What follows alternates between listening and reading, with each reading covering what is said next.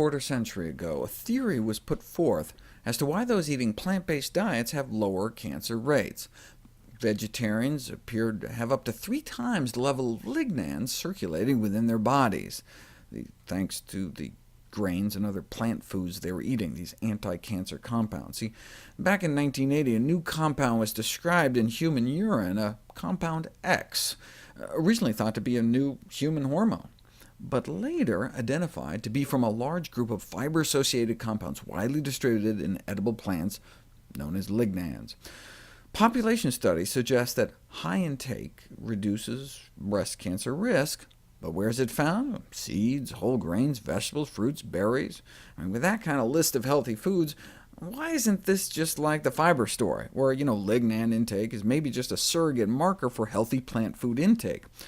Well, in a petri dish, lignans do directly suppress the proliferation of breast cancer cells, but only after the plant lignans are converted into human lignans by the good bacteria in our gut.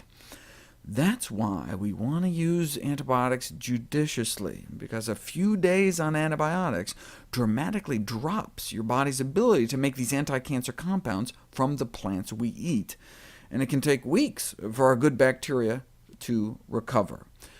That's why women with urinary tract infections may be at higher risk for breast cancer, because every time they took a course of antibiotics, they may be stymieing their good bacteria's ability to take full advantage of all the plants they were eating. Though this remains a little more than a hypothesis or educated guess at this point. This is the National Cancer Institute study that provided the strongest evidence to date that there may indeed be something special about the lignan class of phytonutrients for breast cancer prevention.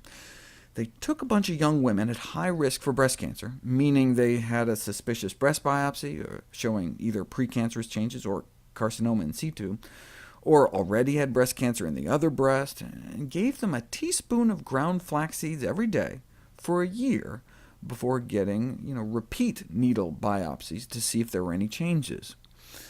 Yes, there are lignans in sesame seeds, nuts, whole grains, legumes, certain fruits and veggies, but they're most concentrated in flax seeds. They could have instead asked women to eat 10 cups of strawberries a day for a year, but they'd probably get better compliance with just their teaspoon of ground flax seeds. So, what happened by the end of the year?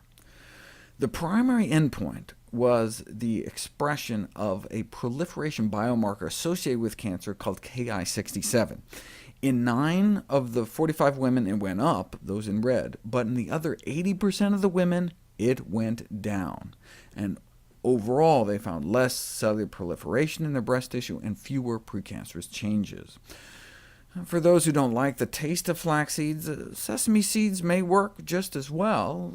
Even though flax seeds have significantly more lignans than sesame, you appear to produce about the same amount of lignans from them, though this was comparing them whole, and when you feed people whole flax seeds, some may not get chewed up and may pass right through you. So, ground flaxseed may be the best source overall.